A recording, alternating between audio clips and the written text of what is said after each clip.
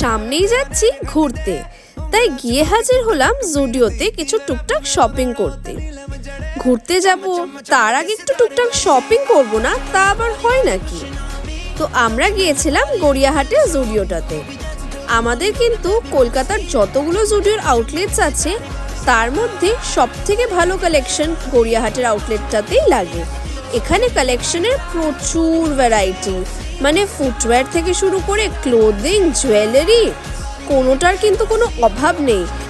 যাই হোক, আমি কিন্তু আমার লোভ সামলে নিজের শপিংটা ফুটওয়্যারে সীমিত রাখলাম। দীপক যদিও বা সেটা পারেনি, অনেক কিছু শপিং করে ফেলেছিল ও।